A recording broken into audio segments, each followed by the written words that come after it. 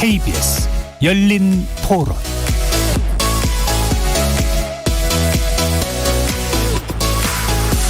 안녕하십니까. KBS 열린 토론 정준희입니다.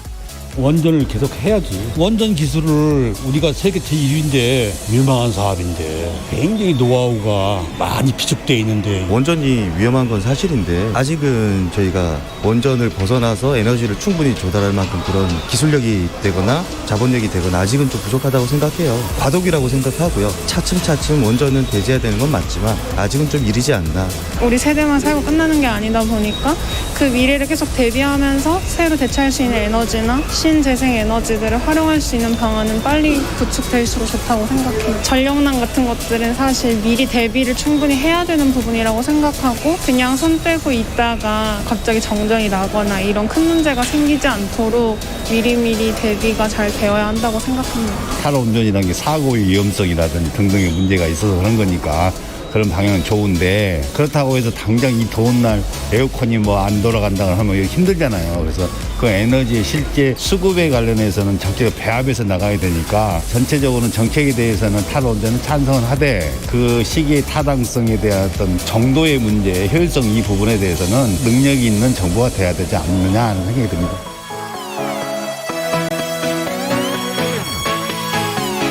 거리에서 만나본 시민들의 목소리 어떻게 들으셨습니까? 연속된 폭염으로 인해 높아진 전력 수요를 감당 못하게 되면 이른바 블랙아웃, 즉 광범위한 정전이 발생할 위험이 있는데요. 예비 전력이 가장 낮은 수준에 이를 거라 우려됐던 7월 넷째 주가 일단 큰 탈 없이 지나가긴 했습니다. 자, 그런데 전력 수급 상황에 대한 우려가 제기될 때마다 빼놓지 않고 나오는 이야기가 바로 원전이죠. 아니나 다를까 이번에도 정부 정책을 문제 삼는 목소리, 즉 이번 정부에서 원전을 무리하게 폐쇄하거나 억지로 가동을 멈춰 전력 수급이 불안정해졌다는 주장이 또 나왔습니다. 하지만 또 정부는 기존 에너지 전환 정책으로 인해 전력 공급이 감소하지 않았고 이번 전력 예비율이 낮아진 건 기온 상승과 산업 생산 증가로 인한 수요 급증 때문이라는 입장입니다. 오늘 KBS 열린 토론에서는 올여름 전력 수급 상황 진단해보고 전력난과 에너지 전환 정책의 상관관계는 과연 무엇인지 짚어보는 한편 탄소 중립과 장기적 에너지 정책에 관련해서 바람직한 논의 방향은 무엇인지 심도 깊게 논의해보겠습니다. KBS 열린 토론은 여러분이 주인공입니다. 문자로 참여하실 분은 샵 9730 누르시고 의견 남겨주십시오. 단문은 50원, 장문은 100원의 정보 이용료가 붙습니다. KBS 모바일 콩, 트위터 계정 KBS 오픈, 그리고 유튜브를 통해서도 무료로 참여하실 수 있습니다. 또 일라디오 콩에서도 보이는 라디오로 만나실 수 있습니다. 날카로운 의견과 뜨거운 참여 기다리겠습니다. KBS 열린 토론 지금부터 출발합니다. 살아있습니다. 토론이 살아있습니다. 살아있는 토론, KBS 열린 토론. 토론은 라디오가 진짜입니다. 진짜 토론, KBS 열린 토론.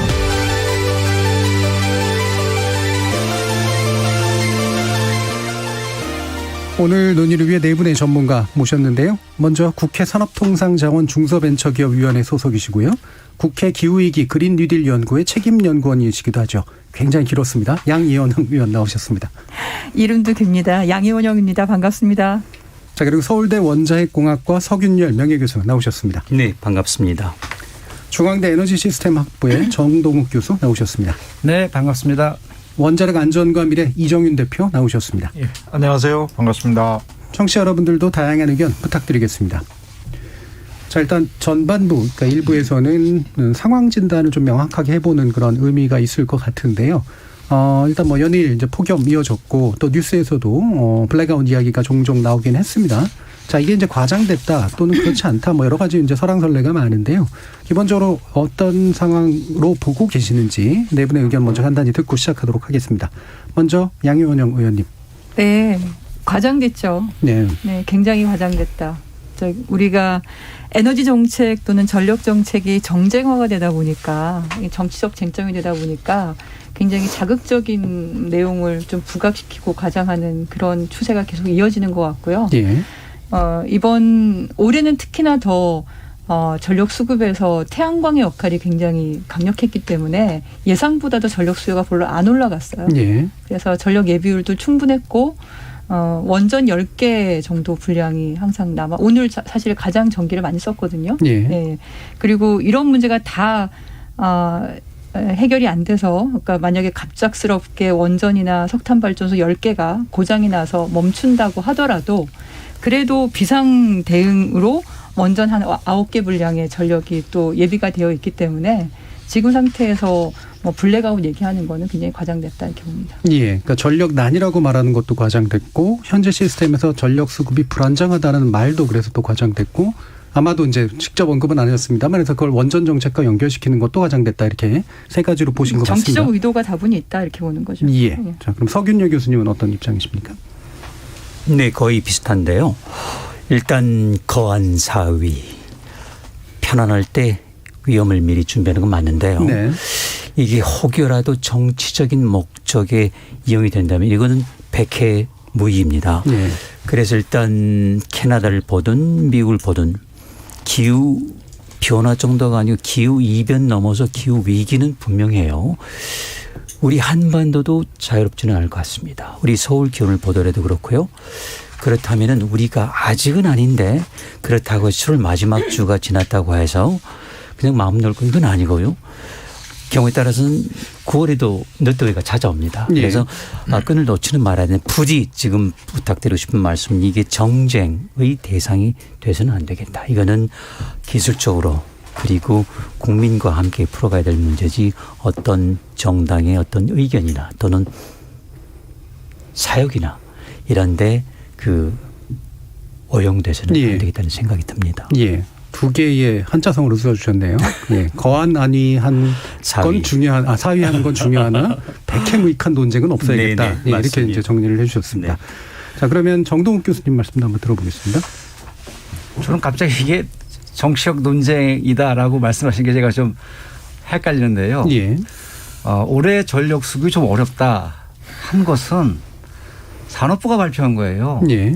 제 기억에는 산업부가 올해 전력 수급이 예비율이 최저 한 5%까지도 떨어질 것 같다라고 보도가 된 걸로 제가 기억하거든요. 누가 딴 사람들이 제기한 게 아니고 산업부가 예측을 해보니까. 그래서 이것이 떠오른 것이고요. 무슨 정치권에서 뭐 얘기가 나온 게 아니고. 그다음에 현재로 봐서는 한 10% 정도의 예비율이 있어요. 그런데 예. 우리나라에서도 5.5기가 5.5%까지 떨어지게 되면 그때부터 준비 단계에 들어가요. 하지만 그때도 비상은 아니에요. 예. 4.5 떨어지면은 이제 운영 예비력 비상이 들어가요. 그래서 뭐 관심, 주의, 심갈 이게 단단히 갑니다. 그런 관점에서 봤을 때 현재 10% 정도를 유지하고 있다. 이거는 정상 상태죠. 사실은 이렇게 걱정할 예. 상태는 아닌데 워낙에 이 전력 수요라는 건 예측하기가 좀 쉽지가 않아요. 좀 쉽지가 않아서 이것이 이제 7월 말 이번 주, 그 다음에 이제 휴가 다녀오고 나서 그 다음 주 정도, 그러니까 8월 중순쯤, 그래서 늦더위가 이제 찾아오고 다시 산업 활동이 정상으로 복귀할 때, 그럴 때 타이밍이 이제 어떻게 되냐가 문제예요. 그래서 예. 정부 측에서는 미리미리 준비하자라는 관점에서 이렇게 좀 국민 여러분들이 좀 준비를 해 주십사라는 차원에서 띄우지 않았나. 저는 이렇게 봐요. 예. 예. 예. 그러니까 현재 상황은 이렇게 막 되게 다니 어렵거나 위기 상황 분명히 아닌데 앞으로 어떤 일이 벌어질지 모르기 때문에 그 위기 자체에 대해서 대비해야 된다는 이야기는 정부 스스로 했다. 네, 그렇죠. 이런 말씀이시네요. 네, 그렇죠. 예. 자, 그럼 이정윤 대표님은 어떠십니까? 예. 항상 블랙아웃 위기는 폭설이나 폭염기에 예. 이런 얘기 항상 나왔습니다.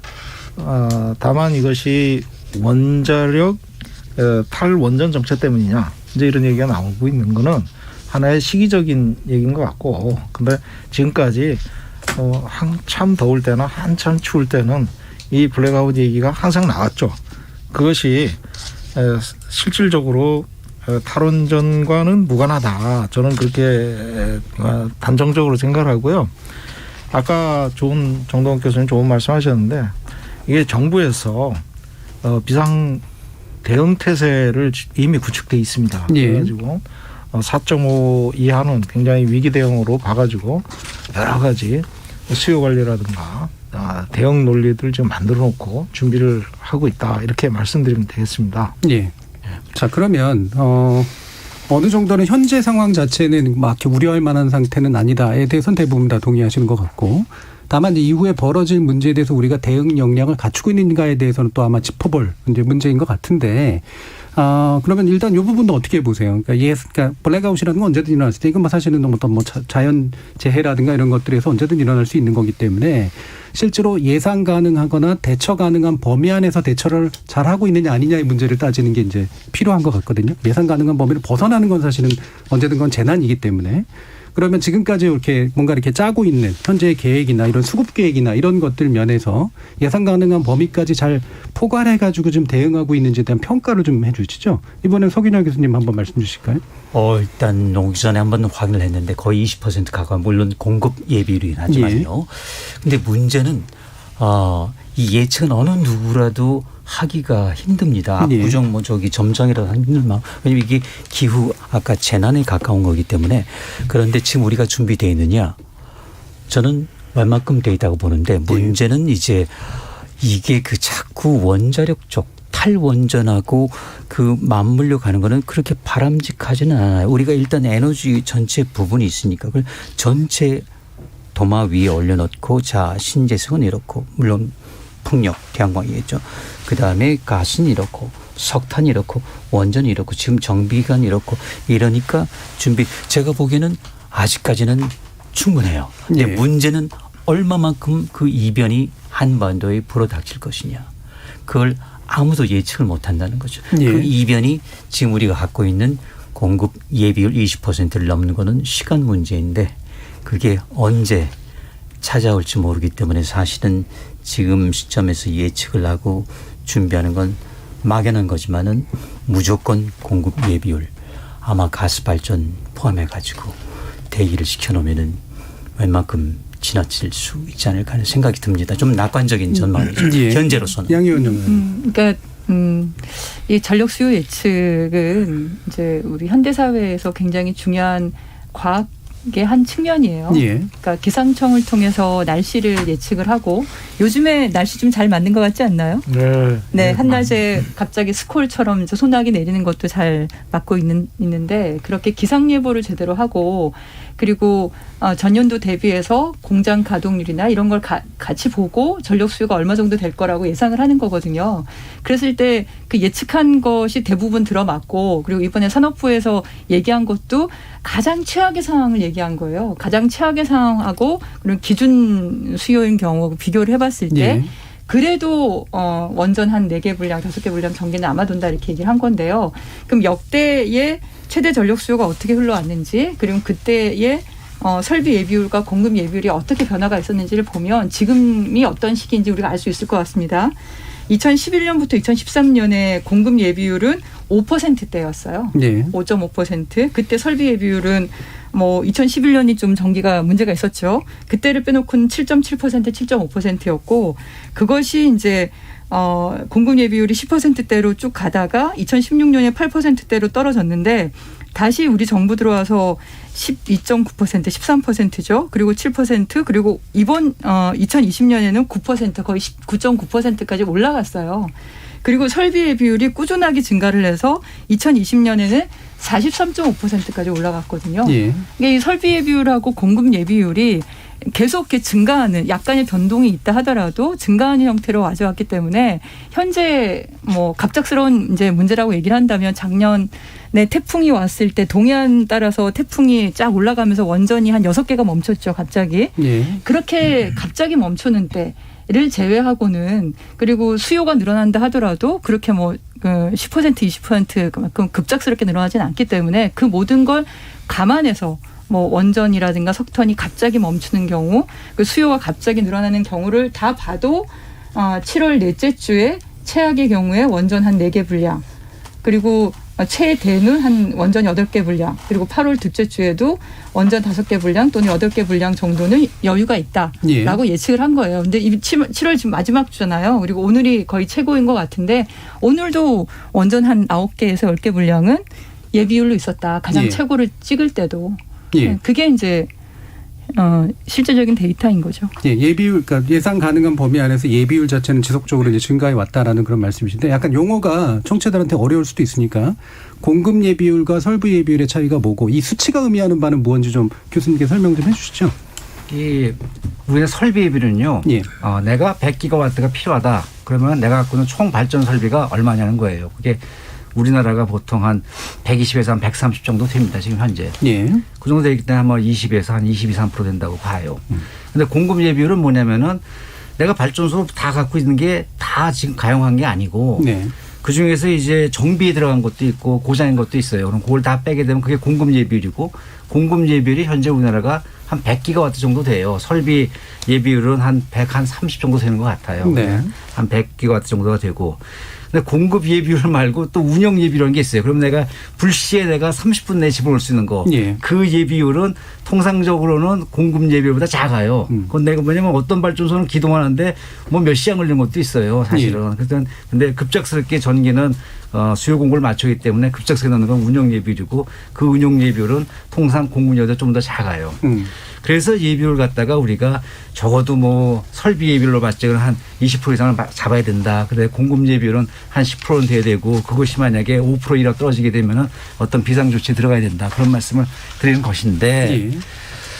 자꾸 이제 뭐 원전이 탈원전 때문이다 아니다 뭐 그런 말씀 나와서 제가 한 말씀만 드리면은 지금 이제 올해 가장 지금 정부가 예측건대는 가장 그 전기가 모자랄 적에 대략 한 5% 정도 예비율로 떨어질 거라고 보고 있어요. 예.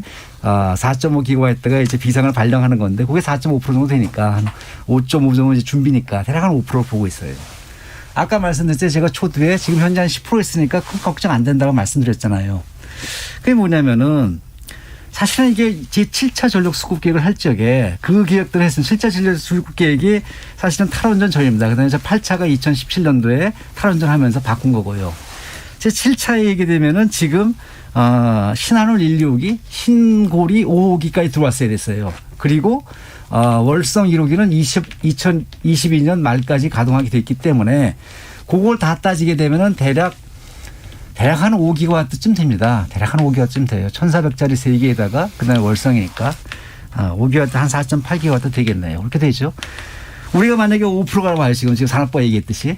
근데 거기에 그게 더 있으면은 한 10% 되는 거 아니겠어요? 예. 그러면은 지금 말씀드렸듯이 제가 뭐 걱정할 수는 아니고요. 좀 지켜봐도 되겠죠. 할 수 있죠. 근데 정부로 봐서는 그게 자기가 예측건대는 한 5%까지 떨어지는데 아까도 말씀드렸듯이 이게 수요 예측도 좀 어렵고 당시에 또 어떤 상황이 벌지 모르니까 긴장하고 있자 한 거거든요. 예.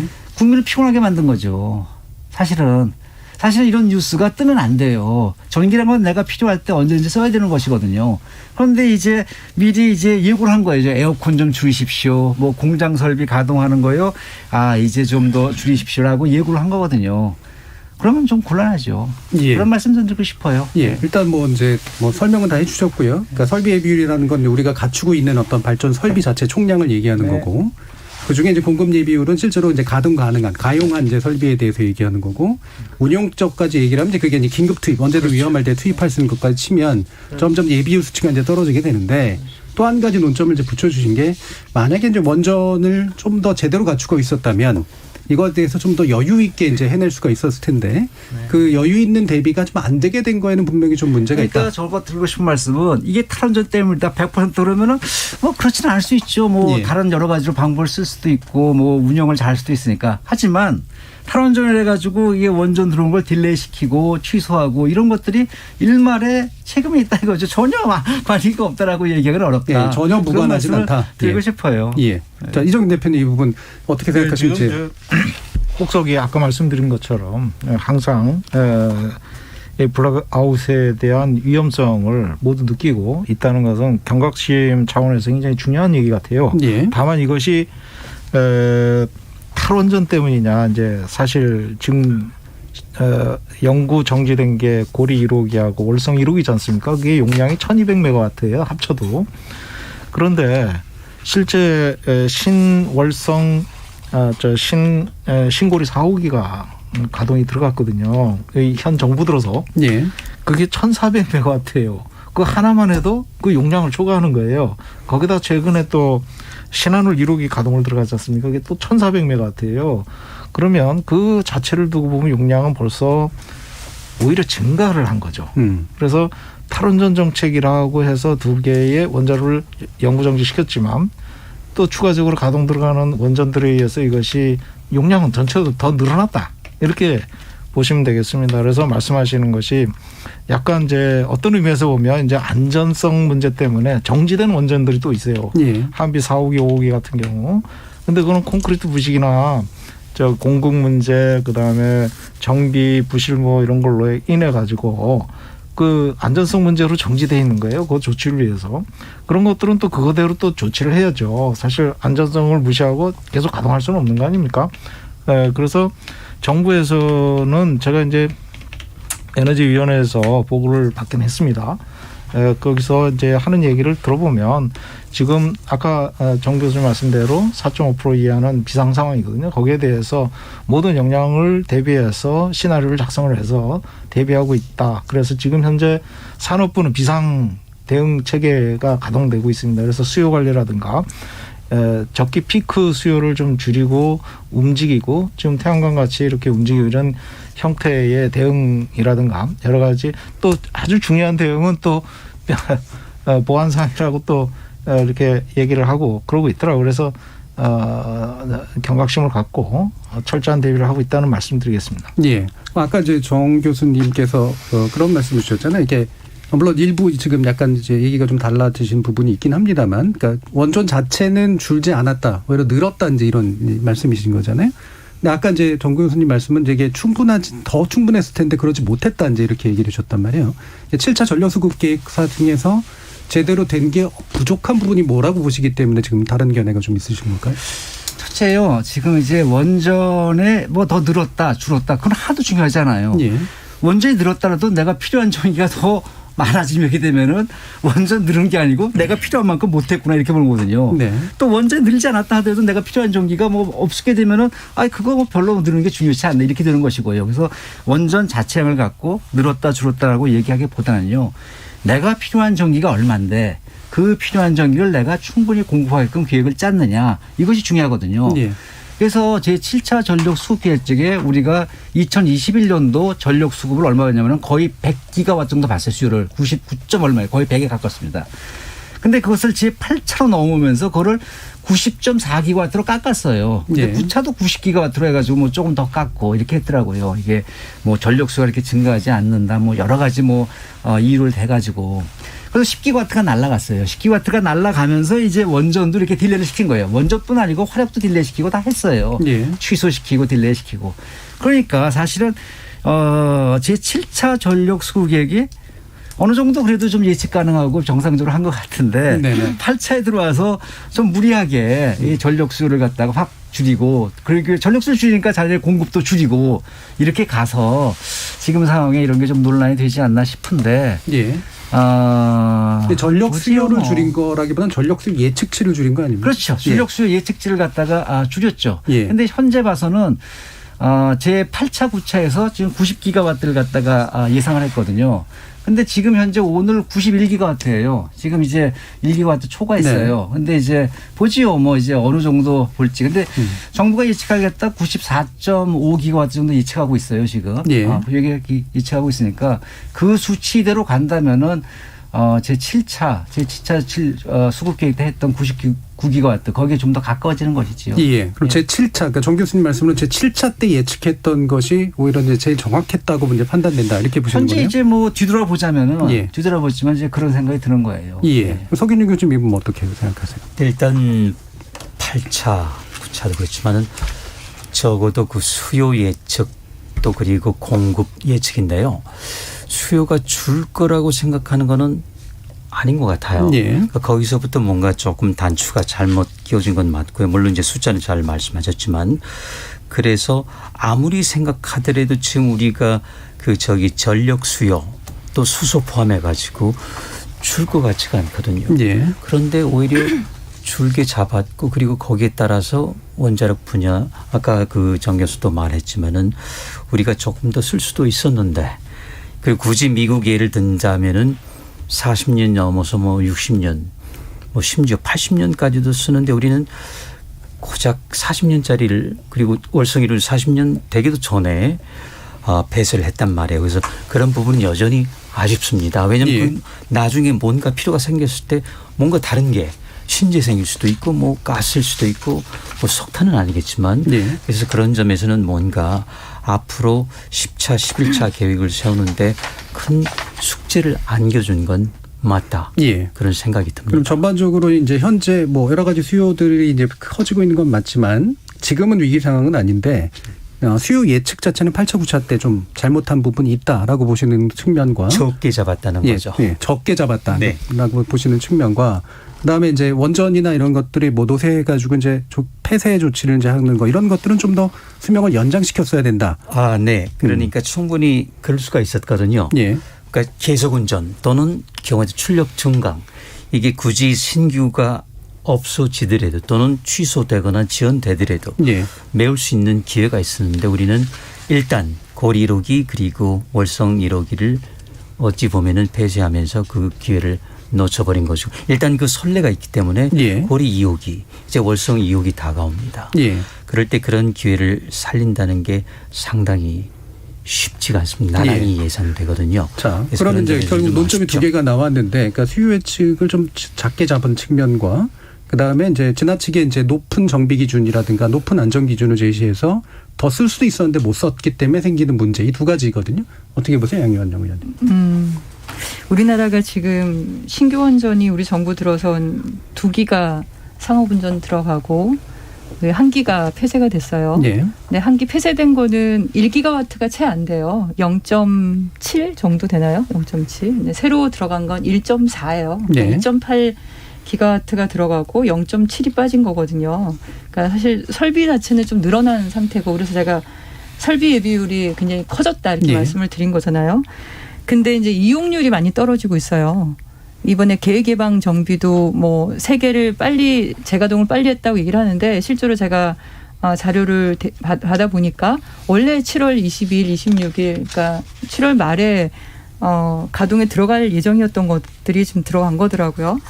근데 개수가 계획 예방 정비가 많이 늘어났어요. 근데 그 이유를 들여다보니까 우리나라 25개 원전 중에 신규 원전이 늘어난다 하더라도 오래된 원전 20년 이상 가동한 그리고 20년 동안 거의 이용률 90% 이상으로 사실은 굉장히 혹사한 거죠. 예. 이런 원전들이 많아요. 그러다 보니까 정비나 이런 데에서 시간이 더 걸릴 수밖에 없는 상황이 전 생긴 거라고 생각이 들어요. 과거에는 그 정비하는 시간이 거의 20일로 이렇게 단축되었다가 문제가 생긴 적이 있거든요. 다른 나라를 보면 보통 석 달, 뭐 넉 달 이렇게도 정비를 하기도 하고 어떤 경우는 1년 이상 정비하기도 하고 같은 문제가 생기면은 같은 모델은 또 같이 뭐 10몇 개도 중단시켜서 정비하기도 하는데 우리는 그 정도로 까다롭지는 않거든요. 한 기본 정도 하는 것 같은데 한 2달 정도, 석 달이나. 그렇게 했을 때 계획 예방 정비하는 개수가 늘어나는 이유가 이렇게 노후한 원전의 개수가 늘어나면서 예. 전체 25개 중에서 한 14개가 20년 이상 된 거고 또 10년 이상 된 것도 5개나 되고 그러니까 결국은 10년 이내로 좀 새로운 원전은 한 5개 정도밖에 안 돼요. 그러니까 전반적인 노후화가 진행이 되면서 그러면서 이런 안전을 위주로 어쨌든 가야 되지 않겠습니까? 신규 원전도 보면 준공일수가 미뤄진 이유 중에 하나가 신고리 3호기도 그중에 하나죠. 이게 케이블 시험 성적서 위조하는 것 때문에 1년 이상 그러니까 건설이 더 지연이 된 거잖아요. 그래서 원래 애초에는 2014년 8월 달에 가동 예정이었던 게 2016년 12월로 이렇게 미뤄지기도 하고 우리가 수출한 UAE 원전도 그렇거든요. 한 2년 이상 그것도 미뤄졌죠. 그러니까 원전은 신규 원전이든 노후 원전이든 가동을 할 때 안전을 최우선으로 하는 게 우리 전문가분들께서도 예. 그렇게 얘기하시고 그러다 보니까 시간이 생각보다 그렇게 빨리빨리 그러니까 준공이 된다거나 아니면 계획 예방 정비가 끝나고 바로 들어가거나 그런 상황이 못 되고 있다. 저는 오히려 이제 걱정이 되는 건 작년 태풍이 왔을 때 6개 원전이 동해안에 쭈루루 있으면서 태풍 올라가는 데 따라서 원전이 멈춰버렸거든요. 예. 그런 일들이 갑자기 생길까 봐 좀 걱정이 되는 것도 있고 그리고 몇 년 전에 이제 유럽에서 폭염이 왔을 때 한 40도가 넘어가면서 온도가 높아지니까 거기는 물론 이제 바닷물보다는 내려온 물을 쓰니까 그러기도 하지만 물이 너무 뜨거워져 가지고 원전이 중단되기도 해요. 예. 그러니까 냉각수가 냉각을 못하니까. 그러니까 이런 문제들로 인해서 안전에 이상이 생길까 봐 오히려 좀 걱정이 되는 게 있다. 그러면 이런 문제를 해결할 게 뭐냐. 저는 그걸 보면 제가 이번에도 보도자료를 냈는데 우리가 99기가와트 원래 예상을 했는데 이번에 94 이 정도로 닿는다고 얘기를 했잖아요. 그리고 오늘이 어떻게 보면 가장 최대인데 91기가와트 정도 됐거든요. 예. 근데 우리가 계량기 뒤편에 숨어 있는 발전소가 있어요. 그러니까 이 전력거래소에서 수요라고 보여지는 91기가와트가 사실은 91기가와트가 아닌 거예요. 계량기 뒤편에 집에서 쓰는 전기, 아니면 공장에서 쓰는 전기를 그냥 자가 발전 형식으로 스스로 공급하는 발전소가 있어요. 예. 그게 그중에 이제 낮에 전기를 공급하는 태양광. 그러니까 계산을 해보니까 거의 한 6.5기가와트, 원전 신고리로 치면 한 5개 분량 정도 되는 거. 옛날 한국 표준형 원전을 생각하면은 거의 한 6, 7개 되는. 예, 그러니까 자체 공급이 가능한 게 한 그렇죠. 5, 6기가 정도 된다는 그게 말씀이죠. 이제 예. 이 전력거래소의 계량기에는 데이터가 안 잡히는 것들이에요. 네네. 그런 것들이 있으면서 실제 순수요는 아까 우리 정 교수님 말씀하시는 것처럼 98 이렇게 됐을 수도 있어요. 예. 90 5, 4 이렇게 됐을 수도 있는데 근데 여기에 찍히는 거 보면 한 90밖에 안 나오는 거죠. 91밖에 안 나오고. 예. 그래서 이렇게 낮에 전기를 생산해서 낮에 공장 돌리고 그리고 냉방 수요를 공급하는 이 태양광의 역할이 가면 갈수록 분산형으로 수요지 인근에 설치되는 게 더욱더 필요한 시기가 된 게 아닌가. 그러지 않고 저번 태풍 왔을 때 갑자기 멈춘 것처럼 그 여러 개의 원전이 멈춰버리면 평소에는 잘 공급하다가 갑자기 이렇게 멈춰버리면 전력망 전체가 굉장히 위험해지기도 하고 전력 공급에도 문제가 생기거든요. 자, 그 부분은 뒤에서 신재생에너지 관련해서 아마 논의를 할 것 같으니까 다시 한번 좀 더 자세히 언급해 주시면 될 것 같고요. 근데 말씀 들어보면 그러니까 실제로 자가 공급이 된 부분들을 빼고 나면은 그러니까 수요 예측된 것보다 훨씬 더 높은 수요가 형성돼 있다라고 하는 것 자체는 외려 이제 그 말씀을 통해서 입증이 되는 것 같거든요. 그러니까 원래 이제 80, 90 정도로 바라보던 게 지금 실제 순수요가 한 100까지 된다는 말씀이시잖아요. 물론 그거를 자체 공급으로 메꾸는 비율을 늘려서 해결하자. 이건 이제 한 가지 이제 대안이긴 한데 수요 예측의 측면에 있어서는 좀 이렇게 7차 정도의 예측들이 더 맞았다라고 하는 말씀이 외려 그래도 뒷받침하는 99기와트는 제가 보기에는 좀 과도한 것 같아요. 그렇게 했을 때도 한 94, 95 정도? 예. 그 정도 되지 않았을까 싶어요. 왜냐하면 지금 피크가 5시에 91기와트가 찍혔거든요. 근데 보통 피크는 언제 찍히냐면 2시나 3시 정도에 찍혀요. 예. 근데 2시나 3시 정도 찍히는 게 88기가와트 정도예요. 그럼 88에다가 이제 6.5를 더하면 얼마 나오죠? 92.5. 정도? 94. 94.5인가요? 네. 94.5. 그 95 정도가 나오는 거예요. 그래서 그 99기가와트는 좀 과한 거고, 그러니까 지금보다는 좀 높고 이렇게 볼 수 그 부분 있는. 이제 다시 한번 또 논의를 하고요. 일단 그 부분 이제 다시 또 얘기를 해야 될 것 같고 또 한 가지는 이제 지금 어쨌든 장혜원 의원님께서 주장해주고 계시는 부분은 원전 자체의 설비 공급은 늘었기 때문에 그 자체가 큰 문제는 아닌데 노후 원전을 이제 가동시키지 못하게 되면 생기는 어떤 부분이 있고 여기서 이제 가치관 문제가 좀 나서는데 안전 기준이 지금도 그렇게 높은 편은 아니다. 그래서 안전 기준을 사실은 더 높여야 되는데 그러다 보면 생기는 문제가 있을 수는 있다잖아요. 예. 그러면 이 부분은 어떤 정도로 이제 조율할 것인가라는 문제일 것 같거든요. 정 교수님 말씀 한번 들어보죠. 지금 원전 노후화됐다 그래가지고 하니까 갑자기 나이 든 저도 소름을 좀 느끼는데 보지요. 스스로 원전과 동일시하시는. 이걸 보자고요. 우리나라 원전이 2000년대, 2010년대 초반 정도까지 한 90% 정도 가동을 했어요. 예. 전반적으로 말다가. 그러다가 이제 최근 한 3, 4년간은 한 75%밖에 못 해요. 그래서 그 원인을 좀 찾아는 봐야 돼요. 예. 제가 드리고 싶은 말씀이 뭐가 있냐면은 우리나라 원전의 평균 수명이 현재 평균 연령이 한 20살쯤 됩니다. 우리나라 25개를 갖다가 해서 다 할 걸 평균하고 한 20살쯤 돼요. 그런데 미국의 원전이 우리나라 원전보다 한 20살 더 많아요. 예. 40살 정도다 평균 원전이. 근데 미국의 원전이 제가 기억하는데 거의 최근 한 5년간 가동률이 평균 가동률이 90%가 넘어요. 예. 98기 원전이 90% 넘는다는 건 대단한 겁니다. 그것도 원전 나이가 우리보다 20년 2배나 되는데. 예. 원인이 무엇인가를 보게 되면은 미국에서 그 안전 규제를 할 때는 이른바 중요도 기반 안전 규제라는 걸 해요. 예. 어떤 문제가 발생했을 때 이것이 과연 얼마큼 안전에 중요한 것인가. 예. 그러한 판단 기준에 따라서 내가 이걸 지금 발전을 정지시킬 것이냐 아니면은 내가 이걸 갖다가 계획 예방 정지에 할 것이냐 네. 이런 종합적인 판단을 해요. 그래가지고 전력 사업자한테도 안전을 유지하면서도 내가 발전소를 운영해가지고 이걸 운영 관리해 나갈 수 있도록 그래야지 또 그 사람은 돈을 벌어서 안전도 투자를 하니까 이렇게 하거든요. 불행하게도 아까 뭐 정지 기준이 엄격하다고 하셨는데 제가 아는 한도 내에서 우리나라에서 발전을 갖다 정지시키는 안전 기준이 어떤지에 대해서는 제가 보건대는 그렇게 종합적이지 않아요. 예를 들게 되면은 그러니까 더 안전하다 덜 안전하다가 아니라 제대로 구성이 안 돼 있다. 이런 이그젠플 제가 하나 드릴게요. 이그젠플 하나 드려서 제가 말씀드릴게요. 원자력 발전소의 안전은 대단히 중요해요. 예. 저도 똑같이 생각합니다. 안전에 문제가 있다면 이건 과정에서 안 된다. 예. 저도 철저합니다. 안전이 중요해요. 그런데 그럼 안전이 얼마큼 안전해야지 이것이 지금 내가 가동을 허용할 것이냐. 예. 이런 문제를 살펴봐야 될 거 아니겠어요?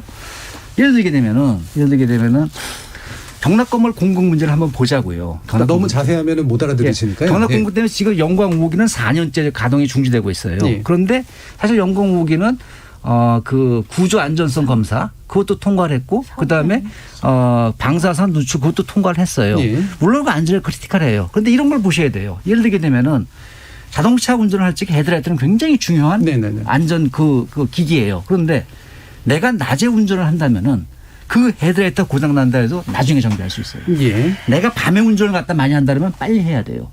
그러면 그 발전소를 놓고서 과연 이 발전소에 다른 안정장치가 제대로 작동을 하고 그런데 고장은 많지 않았다면은 발전소 경락 건물까지 내가 요구를 할 위험을 그게 굉장히 낮은 거예요 레벨이. 네네. 그렇다면 좀 생각을 좀 해봐야 돼요. 그리고 4년간 했으면은 한 1년에서 메이저 중요한 것들은 했을 거라고요. 예. 한 번쯤 생각해봐야 돼요. 예. 그러니까 결국에는 요약하면 그러니까 불안전한데도 안전하다고 잘못 판단할 수도 있고 충분히 안전한데도 불안전하다고 잘못 판단하는 그런 기준상의 문제가 있을 수 있다라는 말씀이시잖아요. 그렇죠. 그런 예. 종합적인 판단 기준이 있어야 되는데 지금은 그냥 사람 마음으로 어찌 보게 되면 우리 이정현 이정현 대표님 그런 게 좀 있는 것 같아요.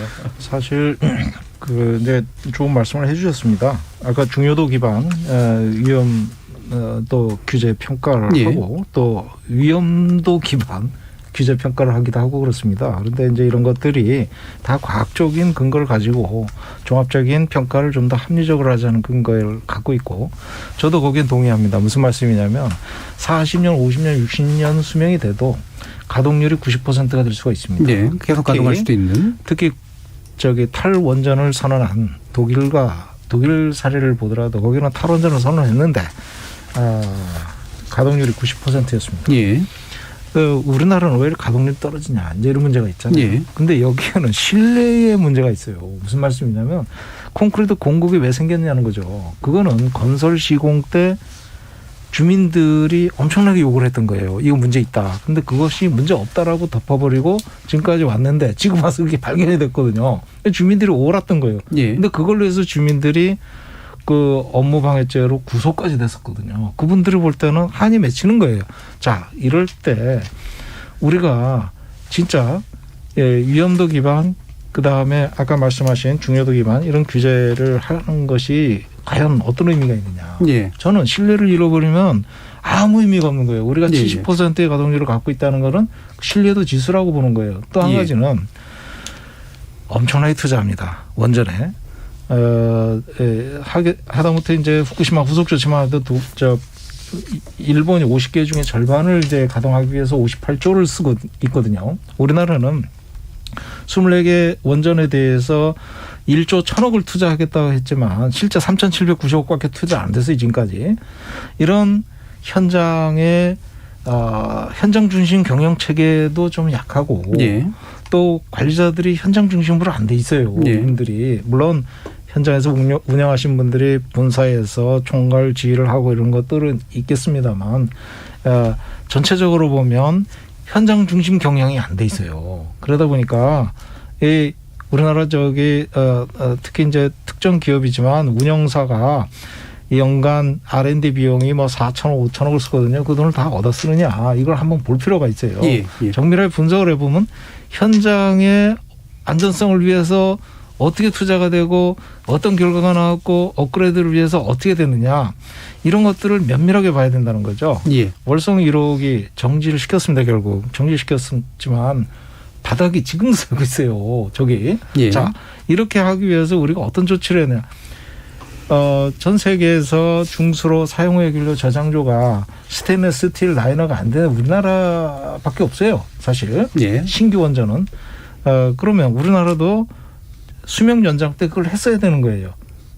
수명 연장 작업할 때 월성 1호기 같은 경우 사용해기로 저장재에 스테인리스 스틸 라인을 설치를 했어요. 포인루프로도 이미 했습니다. 예. 똑같은 원전인데 우리나라는 안 했어요. 그래놓고 7천억 투자를 해서 했더니 포인루프는 4조를 투입했다. 이런 얘기가 나오잖아요. 예. 얘는 거기까지만 들어줘서 괜찮을 것 같고요. 그런 예. 거를 보면 저는 가동 원전의 그 안전성 문제와 신뢰성 이게 같이 가야 된다. 예. 이렇게 보고 있습니다. 그러니까 정 교수님 같은 경우에는 이제 기준이 명확하지가 않다라고 하는 말씀을 해준 거고, 이 대표님 같은 경우에는 지금 기준을 따질 문제 이전에, 그러니까 애초에 이제 보고하는 그 주체 자체가 제대로 된 정보를 보고하고 있는지, 제대로 자기 말대로 해왔는지 자체가 신뢰가 떨어져 있기 때문에. 저기 저는 어쨌든 뭐 아무래도 비전문가니까 좀 여쭤보고 싶은데. 자, 요거는 일단 끊고 가야 됩니다. 왜냐하면 제가 빨리 끊었던 게요, 중간에 네, 청취자 네. 의견을 듣는 순서이기 때문에요. 네, 네, 질문은 네. 좀 이따가 청취자 네, 의견 네, 나오고 네, 한번 네. 해주시죠. 자, 그럼 청취자들이 또 여러 가지 의견 보내주셔가지고요, 정의진 문자 캐스트 한번 불러보겠습니다. 네, 청취자 여러분이 보내주신 문자 소개해드리겠습니다. 조승우님, 공포조장에 불과한 것이 아닌가요? 에너지가 정말 지금 부족한지 궁금합니다. 원전은 경제성이 있고 안전한 해체 기술을 확보하지 않으면 만들지 말아야 한다고 생각합니다. 6230님, 전력 예비율이 낮다고 봅니다. 아파트 단지의 전력 부족으로 인해 정전이 일어났습니다. 그런데도 원전을 폐기하다니요. 탈원전 정책을 재검토해야 합니다. K73688165님, 원전은 사용 후 방사능 문제로 후손에게 부담을 주는 에너지원입니다. 할 수만 있다면 원전은 중단해야 합니다. 태양광, 풍력, 조력으로 바꾸어야 합니다. 특히 설계 수명을 다한 원전은 수명을 다하면 폐쇄하는 것이 순리입니다. 유진호님, 태양광은 심야에 전력 공급이 안 됩니다. 원전만이 안전하게 전기를 공급할 수 있습니다. 4296님, 원자력 선호하는 건 전쟁도 안 일어났는데 엄청난 군사비 지출을 하지 말라는 얘기나 마찬가지입니다. 현재는 달콤한 전력 같지만 미래를 병들게 할 겁니다. 3323님, 원전 1기를 대체하려면 국유림을 다 밀고 태양광을 설치하는 것만으로도 부족합니다. 탈원전에 나선 독일의 경우도 이웃나라인 원전 강국 프랑스에서 부족한 전기를 구매하고 또 러시아와 송유관을 연결해 천연가스를 저렴한 가격에 들여오고 있습니다. 독일 탈원전의 핵심은 전력 공유인데 우리는 섬이나 다름없는 환경에서 대안 없는 탈원전은 무리가 있다고 생각합니다. 건전한 비판님, 원자력 사용의 결과는 결국 인류의 파멸로 이어질 겁니다 해주셨고요. 박용욱님, 폐핵 연료봉 저장 시설이 없는데 대책도 없이 원자력을 돌리는 것은 무책임한 것이 아닌가요? 라고 보내주셨네요. 네, KBS 열린 토론, 이 시간은 영상으로도 생중계되고 있습니다. 유튜브에 들어가셔서 KBS 일라디오 또는 KBS 열린 토론을 검색하시면 지금 바로 토론하는 모습 영상으로 보실 수 있습니다. 지금 방송을 듣고 계신 청취자 모두가 시민 농객입니다. 계속해서 청취자 여러분들의 날카로운 시선과 의견 보내주세요. 지금까지 문자캐스터 정의진이었습니다. 토론이 세상을 바꿀 수는 없습니다. 하지만 토론 없이 바꿀 수 있는 세상은 어디에도 없습니다.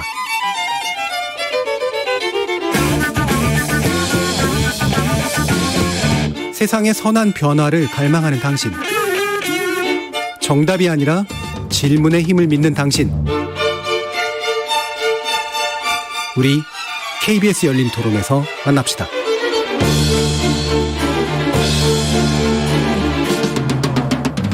KBS 열린 토론, 오늘은 전력 공급 관련된 문제를 놓고 서울대 원자핵공학과 서균열 명예교수, 중앙대 에너지시스템학부 정동욱 교수, 원자력 안전과 미래 이정윤 대표, 그리고 무소속 양희원 의원, 이렇게 네 분의 전문가와 함께하고 있습니다. 예, 바로 양희원 의원님, 어떤 질문을 주시려고 했다는 걸까요? 네. 우리가 한빛 아까 5호기라고 말씀하셨는데 제가 알기로는 4호기. 한빛 4호기. 네, 예. 전라남도 영광군에 있는 한빛 4호기가 이렇게 오랫동안 멈춰 있는 이유 중에 하나가 제가 알기로는 제 키보다 더 큰 구멍이 뚫려 있어서 그렇거든요. 그러니까 157cm. 예. 그러니까 제가 사실은 네. 네. 그 원전 얘기할 때 폭발이 일어나도 그래도 이 경납 건물이 아주 튼튼한 시멘트로, 보통의 시멘트하고 다른 강화 시멘트로 철근까지 이렇게 몇 겹을 해가지고 그걸 막고 있으니까 안에 철판도 있고 그래서 문제가 없다 이렇게 우리는 계속 알고 있었잖아요. 그런데 한 20년 넘게 한빛 4호기는 제 키보다 더 큰, 그러니까 그 10cm만 결국 남은 거예요. 원래 1.2m에서 1.6m가 넘는 두께로 안에 폭발이 있어도 끄떡이 없다고 했던 거를 10cm만 남은 상태로 지금 20, 30년을 가동을 해오고 있고 이거를 가지고 이제 정말 처음 가동했을 때 그 콘크리트 두께만큼을 다시 지금 콘크리트를 부으면 문제가 없겠냐. 그걸 아까 말씀하시는 뭐 경납 누설률 시험 그것만 가지고 가능하겠냐 이런 의심이 저는 당연히 아까 주민들이 신뢰성 문제 얘기할 때 그렇게 드는 게 아닌가라는 생각이 들고 그리고 질문한 거에 대해서 제가 간단하게 말씀을 좀 드려도 될까요? 청취자 질문요? 네네네. 어떤 질문을 가지고 계십니까? 그러니까 독일 얘기를 하시면서 독일은 전기를 구매하고 있다. 네네. 천연가스도 뭐 러시아에서 사니까. 근데 독일은 2007년인가 8년 그때 이후로 순수출 국가예요. 예. 네, 그러니까 독일은 재생에너지 전기가 너무 넘쳐서 오히려 문제이죠. 거기는 전력에는 도매 시장하고 소매 시장, 소비자가 사기 전에 판매 회사를 거쳐서 사잖아요.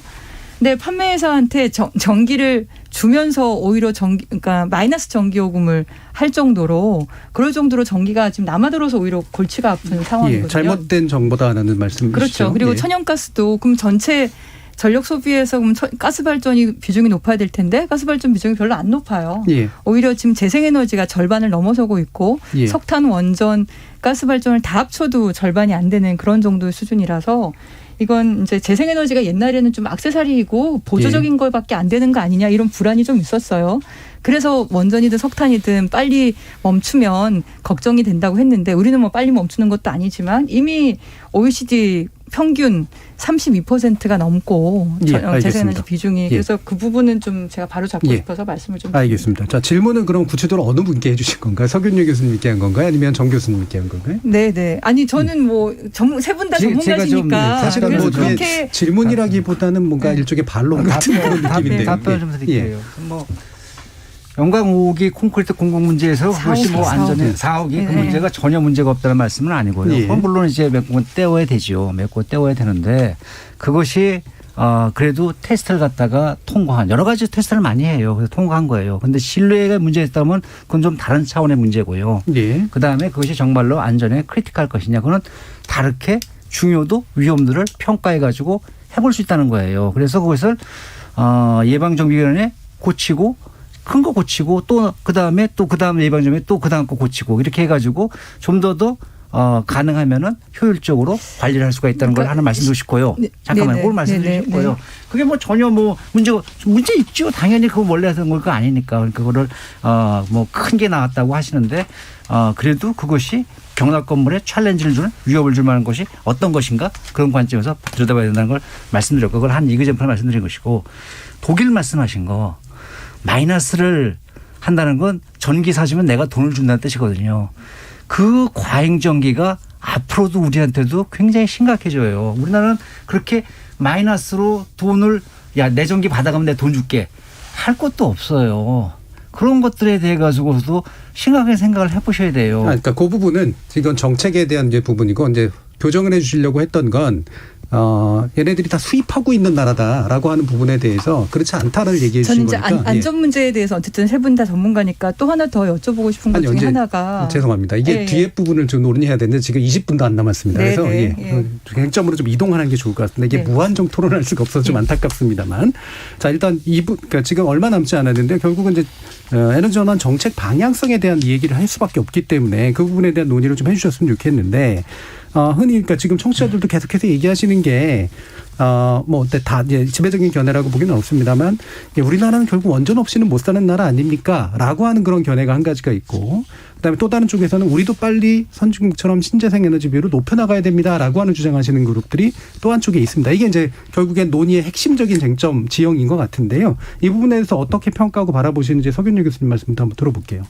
이제 중요한 거는 이 지형 변화, 기후 변화 못지않게 어떤 그 국제 정세 그리고 가장 큰 건 아까 말씀드렸지만은 기후 위기에 어떻게 대응할 거냐. 그러니까 이제 갑자기 그 화두에 오른 게 탄소 중립이란 말이에요. 그렇죠. 그러니까 사실은 우리가 이제는 그 탄소의 저출을 끊고 무탄소로 들어가는 첩경 지금 여기 그 초입에 들어와 있단 말이에요.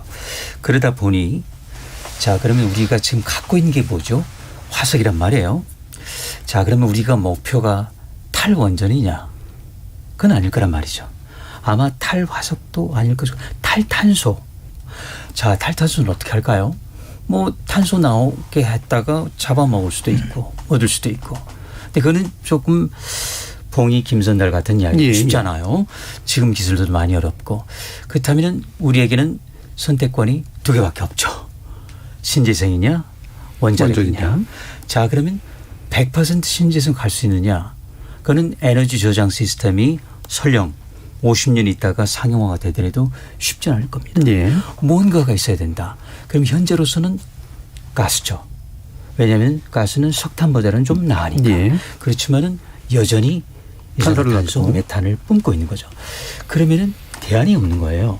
그래서 우리가 싫든 좋든 넣을 수는 없는데 그러면 현재 같은 이런 대형 원전이냐? 아닐 겁니다. 예. 왜냐하면 지금 이제 계속 분산형으로 왜냐하면 태양광 풍력이 들어오기 때문에 전력망에 거대 변화가 일고 있거든요.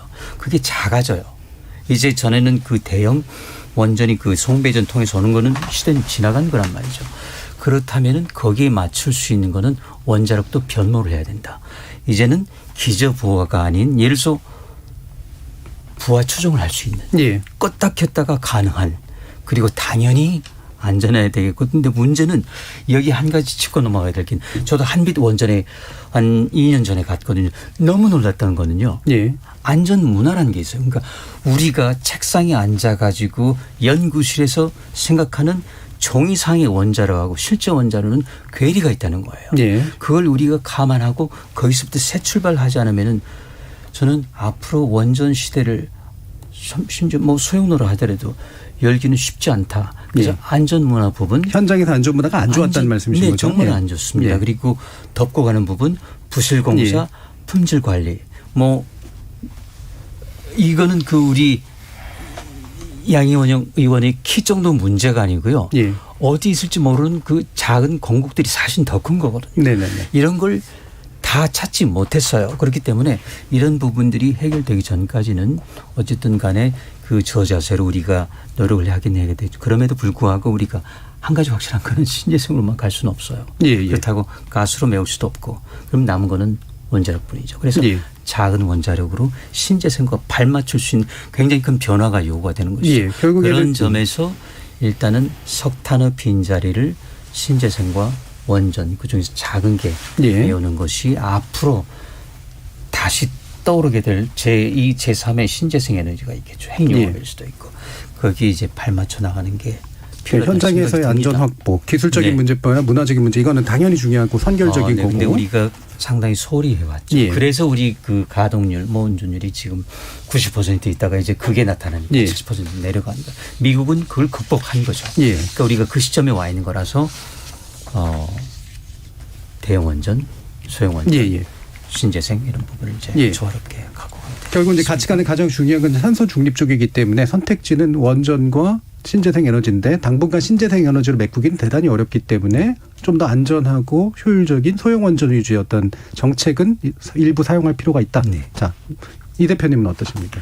예, 지금 이제 탈원전 정책과 관련해서 현 정부에서 탈원전을 추진을 하고 있지만 사실 선언적 의미였어요. 예. 에너지 전환을 위해서 탈원전을 하겠다 이렇게 선언적 의미고 그것을 이제 반탈원전을 이제 추진하는 쪽에서는 하나의 좀 이념화가 되지 않았느냐 네네. 이런 생각을 좀 해봅니다. 그러면 무슨 얘기냐면 이념화가 되면 무조건 탈원전 반대 뭐 이런 논리로 그냥 몰아붙이는 그런 현상이라서 좀 안타깝고요. 다만 에너지 전환을 위해서 뭐 때문에 에너지 전환하는 거죠? 탄소 중립 때문에 서 교수님 말씀대로 예. 탄소 중립을 위해서 우리가 이제 가구 기후 변화 대응하기 위해서 하는 건데 이 IEA라고 국제적인 에너지 에이전시인데 거기서 2도씨 시나리오 달성을 하기 위해서 탄소 감축 기여도를 에너지 원별로 비교를 했습니다. 네. 그것이 방금 말씀하신 대로 재생에너지가 35%를 차지하는 상당히 높은 비중을 차지하고 카본 캡처라고 이제 돌아다니는 카본을 직접 잡아내는 그 기술이 14%를 차지하고 연료 전환이라는 분야로 이제 한 5% 되고 그다음에 제일 큰 게 뭐냐면 에너지 효율 향상이에요. 예. 그것이 40%를 차지합니다. 그래서 에너지 효율 향상을 전혀 무시할 수가 없다는 거예요. 그래서 재생에너지를 개발하는 쪽뿐만이 아니라 풍력 태양광을 짓는 것뿐만 아니라 효율의 투자를 게을리하지 말아야 된다. 네. 그리고 이제 마지막으로 서 교수님 말씀하신 대로 원자력 비중을 완전히 없애는 건 아닙니다. 한 6% 정도 2060년까지 전망을 하고 있습니다. 그런데 우리나라는 에너지 효율에 지금 투자를 너무 안 하는 것 같아요. 예. 또 산업부나 관련 부처에서 에너지 효율에 대해서 좀 미진하게 하고 있는데 그 특정 예가 이제 나온 게 있습니다. 미국, 독일, 일본은 2000년하고 2017년하고 에너지 그 비용을 비교를 해보면 소비죠. 그게 다 크로스가 되고 있어요. GDP는 예. 올라가는데 에너지 소비는 줄어들어요. 근데 우리나라는 GDP가 올라가는데 에너지 소비도 같이 올라가요. 그러니까 효율이 그만큼 투자가 안 되고 제대로 안 되고 있다. 그래서 효율 분야를 우리가 좀 집중적으로 할 필요가 있다. 이렇게 그러니까 원전도 뭐 일부 쓰는 건 필요하지만 그 부분의 기여도는 되게 낮기 때문에 효율을 높이는 쪽의 정책의 중심이 좀 더 높아져야 된다. 여기서 효율이라고 하는 건 예를 들면 저전력이라든가 이런 문제까지 포함하는 거 아닙니까? 그냥 단순히 안 쓰는 문제가 아니라. 그렇죠. 탄소 중립을 위해서 재생에너지 정책이 재생에너지를 개발하는 것과 에너지 효율하고 쌍두마차로 가야 된다는 거죠. 예. 자, 이 부분은 정 교수님 어떻게 생각하십니까? 뭐 탄소 중립 얘기가 나오면 할 말이 많은데 첫째 드리고 싶은 말씀은 뭐냐면은 탄소 중립은 거대한 아젠다예요. 이건 에너지에 대한 거대한 아젠다고 탈원전은 그에 비하면 그 밑에 들은 굉장히 조그만 거예요. 네. 그래서 탄소 중립을 내세운 이상은 탈원전을 얘기하는 건 의미가 없을 정도예요. 내가 탄소 중립을 갈 수 있느냐 없느냐 그때 원자력이 필요하냐 필요하지 않느냐는 차원에서 들여다봐야 될 것이지 지금처럼 탈원전 정책을 유지하네 마네 어쩌네 의미가 없다고 하나 말씀드리고 싶고요. 두 번째 드리고 싶은 말씀은 원자력이 어쨌든 간에 필수로 필요하다는 것이에요. 그 양이 얼마큼 될지는 차차 하더라도 그 두 번째 드리고 싶은 말씀이고 세 번째 드리고 싶은 말씀은 뭐냐면은 원자력은 한 번도 이 세계 에너지의 주류가 된 적이 없어요. 원자력은 항상 조연이었어요. 지금까지 원자력의 주류는 뭐냐면은 화력발전이에요. 70%. 그게 화력발전. 우리도 똑같고요. 원자력은 기껏해야 30%였어요. 근데 지금 재생에너지가 한 10% 올리려고 하는 거 있고요. 그것이 지금 이제 70% 주인공이 재생에너지로 가는 거예요. 원자력은 한 번도 원자력 100%를 주장하거나 원자력 반전당을 주장한 적이 없어요. 그런데 그 조연의 역할이 중요하다는 것이에요. 아카데미상도 주연상만 있는 게 아니고 조연상이 있잖아요. 그런데 왜 원자력 탈원전해야 되는지 저는 이해가 잘 안 간다는 걸 말씀드리고 싶고 지금 기후변화는 거대한 위험이에요. 그에 비하면 원자력은 아주 마이너한 위험이에요. 왜냐하면 기후변화는 인류 멸종을 얘기하고 있어요. 생물 다양성 위험을 얘기했어요. 원자력 갖고 인류 멸종 얘기하지 않습니다. 그럼 우리가 어느 위험에 먼저 대처해야 될 것이냐. 이런 관점에서 봐야 된다는 걸 말씀드리고 싶어요. 알겠습니다. 자, 양효은 의원님. 원전으로 탄소 중립이나 기후변화 위기를 막을 수만 있다면 그 위험도 감수를 하겠죠. 그럼 아마 그렇게 선택을 할 텐데 문제는 뭐냐면 원전은 너무 속도가 느리다는 거예요. 우리가 한미 공동 선언문에도 나와 있지만 지금 탄소를 감축해야 될 시기가 먼 미래가 아니거든요. 2020년대예요. 그러니까 지금 현재 앞으로 10년이 거의 골든 타임이에요. 이걸 놓칠 수가 없거든요. 근데 지금 SMR 소규모 원전, 모듈형 원전 얘기하는 것도 상용화 얘기하는 게 빨라야 2027년, 2030년대 얘기를 하고 있잖아요. 그러니까 그리고 지금 만약에 신규 원전을 지금부터 계획을 해서 한다 그러면 10년 후에요. 10년 후에 겨우 한 2개 들어갈까 말까 그러는 거예요. 그걸 최대한 열심히 한다 그러더라도 10년, 20년 후에 뭐 4개, 5개 들어갈까요? 근데 우리가 그러니까 지난 그러니까 우리 정부 시작하기 전에 한 10년 동안 재생에너지를 10년 내내 열심히 해갖고 한 10기가와트 원전 한 10개 분량 겨우 했거든요. 그리고 만년 2%였어요. 재생에너지 전기 비중이 OECD 국가가 30%가 넘을 때 우리는 만년 2%였더라고요. 그랬는데 우리 정부 들어와서 2017년부터 지금 4년 이제 된 건데 그 10년 한 것보다 훨씬 더 많아요. 15개. 그러니까 단 4년 만에 원전 15개 분량이 재생에너지가 들어갔어요. 그리고 그 효과를 이번 여름에 지금 보고 있는 거고 낮 시간대에 거의 원전 대여섯 개의 그 전기를 그 낮 시간 전기 한참 우리 에어컨 많이 쓸 때 그 전기를 태양광이 지금 먹고 들어가고 있는 거거든요. 그러니까 저는 속도 문제에 대해서도 굉장히 중요하다. 골든타임을 놓쳐가지고는 뭐 나중에 2030년, 40년 그때 개발해서 또 그때 경제성 맞추기 위해서 또 10년, 20년 또 연구하고 그럴 바에 지금 바로 전기 쓸 수 있는 재생에너지로 빨리 가자. 그 얘기를 하는 거고 그래서 이 짧은 기간 동안에 재생에너지 비중이 이제 7% 예. 정도로 된 거거든요. 그래서 올해 더 힘을 내면 저는 8%, 9%, 10%도 이제 갈 수 있지 않을까. 이 정부의 목표가 그런 건데 그러니까 다른 나라에서도 재생에너지 하는 이유가 있어요. 그러니까 원전은 그리고 우리가 원전을 포기했냐 그러면 지금 탈원전 얘기하지만 2080 몇 년이잖아요. 2080 몇 년. 그러니까 2030년에도 24% 원전이 있고 2050년 탄소 중립할 예. 때도 원전이 14%인가? 8%? 그때도 원전이 있어 여전히 역할을 해요. 근데 더 빠르고 그리고 훨씬 더 안전하고 핵폐기물 위험 없고 원전 사고의 위험이 없고 더 빠르고 더 많은 일자리가 생기고 산업의 선순환이 생기는 그런 거를 우리가 마다할 이유가 없잖아요. 특히나 지금 아리백이라고 재생에너지 100%를 선언하는 기업이 전 세계 뭐 애플, 구글 뭐 이런 나라 이런 그러니까 다국적 기업들이죠. 319개가 넘었어요 벌써. 예.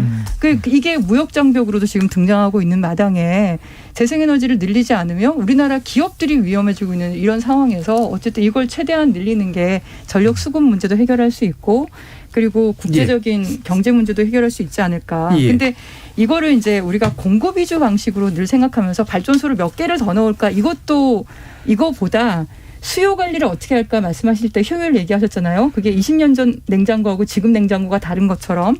근데 전력 시장에서도 수요 시장이 있어요. 이게 좀 어려운 개념이긴 한데요. 예. 전기가 남아돌 때 공장을 가동을 하고 전기가 좀 부족하다는 것보다 예비율이 좀 작을 때 전기를 그러니까 공장 가동을 옮기는 거죠. 시간대를.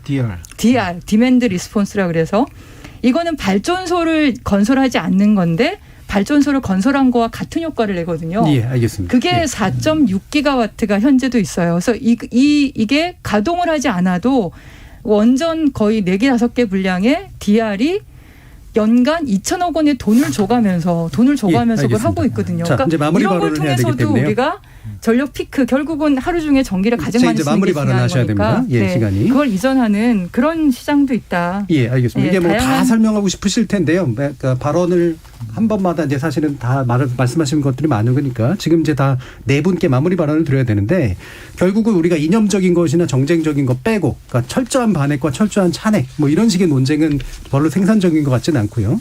결국 말씀 주신 것처럼 화력이라고 하는 부분을 향후 10년 안에 신재생 에너지로 빨리 메꿀 수 있을 것이냐, 그다음에 수요 전환을 할 수 있을 것이냐, 아니면 사실은 적극적으로 원전까지도 고민해야 되느냐, 이 부분에 대한 논의인 것 같습니다. 마지막으로 1분씩 한번 마무리 발언을 들어보도록 할게요. 서기두 교수님부터 한번 들어볼까요?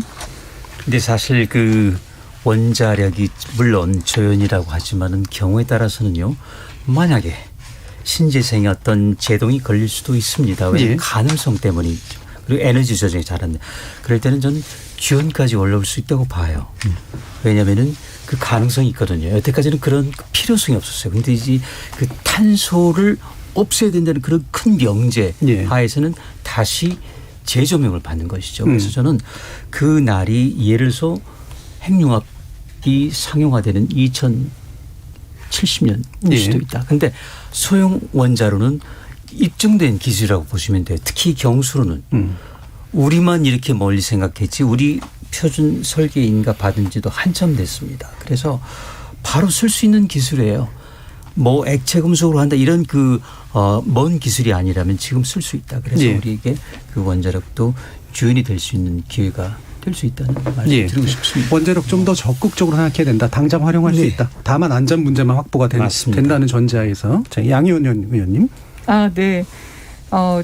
원전에 대해서 그 재생에너지하고 같이 가면 좋지 않겠냐 이런 말씀들도 많이 하시는데 저도 최대한 그걸 검토를 해봤는데 안타까운 것 중에 하나가 원전에 이제 출력 조절 문제가 좀 있더라고요. 그러니까 그 서균효 교수님 말씀하신 것처럼 소규모 원전으로 가려는 이유 중에 하나가 큰 원전은 더 이상 지금 재생에너지가 있는 이 전력망에서 그러니까 뭐 부하 추종 아까 말씀하셨는데 그 수요에 따라서 이렇게 출력이 올라갔다 내려갔다 해야 되는데 그렇게 못하는 거잖아요. 그러면 소규모 원전은 그러면 돈이 얼마가 되느냐? 킬로와트아워당 뭐 그 스마트 원전 거의 1,000원 주고 그걸 생산을 해야 된다 이런 얘기들도 있고, 그럼 거기서 나오는 핵폐기물은 또 어떻게 할 거냐, 이런 여러 가지 이제 풀어야 될 숙제들이 많이 있더라고요. 그래서 어쨌든 그건 지금 우리가 그 연구 개발을 하고 있잖아요. R&D 비용을 충분히 들여서 이제 수천억 원을 들여서 예. 지금 하고 있으니까 우선은 그걸 연구 개발하는 가운데에 당장 먼저 지금 할 수 있는 것부터 먼저 해야 되지 않겠느냐. 예. 기후위기가 심각하다고 얘기를 하며, 그러면 지금도 당장 뭐 몇 개월 안에 세울 수 있는 뭐 태양광이나 풍력부터 어쨌든 빨리 넣으면서 그런 기술 개발은 또 예. 같이 가져간 병행하는 그런 방향으로 가는 게 예. 맞지 않을까 싶습니다. 정동욱 교수님.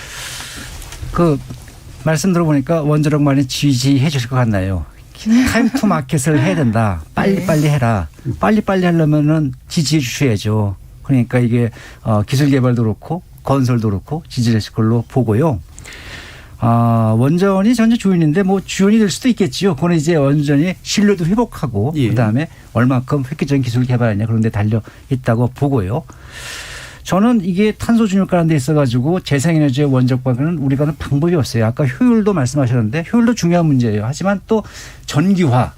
지금 우리가 사용하는 건 모든 걸 전기로 써야 돼요. 예를 들면 예. 도시가스도 전기로 해야 됩니다. 그리고 그 전기를 무탄소 에너지로 만들어야 된다는 것이 모든 나라가 탄소 중립을 가는 가장 중요한 핵심 전략을 잡고 있어요. 예. 그럼 그렇게 하려면 우리가 이걸 지금 뭐 탈원전이다 어쩌다 그런 논쟁은 더 이상 할 의미가 없다고 봅니다. 예. 이정윤 대표님. 그 독일의 사례를 보고 일본의 사례를 봅니다. 독일은 아예 탈원전을 선언하고 지금 완전히 자연에너지, 청정에너지 쪽으로 집중하고 있고, 일본은 후쿠시마 원전 사고에도 불구하고 엄청난 그 투자를 하면서 원전으로 복구를 하려고 그러고 있습니다.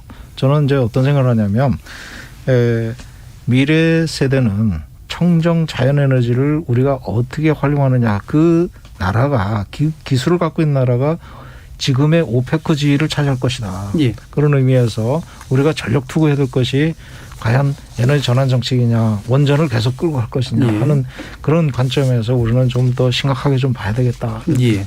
알겠습니다. 패러다임 전환이 또 필요하다라는 말씀까지 주셨는데요. 예, 오늘 토론은 그럼 이 정도로 마무리를 하도록 하겠습니다. 함께해 주신 원자력 안전관리대 이정윤 대표님, 중앙대 에너지시스템공학부 학부 정동욱 교수님, 서울대 원자력과학과 석윤여명의 교수님, 그리고 무소속 양이원영 의원, 네 분 모두 수고하셨습니다. 감사합니다. 감사합니다. 수고하셨습니다. 공공정책에서 중요한 건 가치관과 실효성입니다. 가치관 없이 정책은 만들어질 수 없고 실효성 없이는 의도된 가치를 구현할 수 없기 때문이죠. 현대적 에너지 정책은 결국 안전하고 지속 가능한 사회를 지향하고 다종다양한 위험을 분산시킬 수 있는 방향으로 에너지원을 재구성하려고 합니다. 그렇다면 우리의 사회적 대화는 이것을 구현할 수 있는 구체적인 방안에 관련된 것이어야겠죠. 물론 가치에 대한 다른 주장도 좋고 그것을 구현하는 방법에 대한 다른 이야기도 좋습니다. 다만 괜히 이 말 저 말 섞지 말고 메시지와 근거를 분명히 하자는 그런 말씀입니다. 지금까지 KBS 열린 토론 정준이었습니다.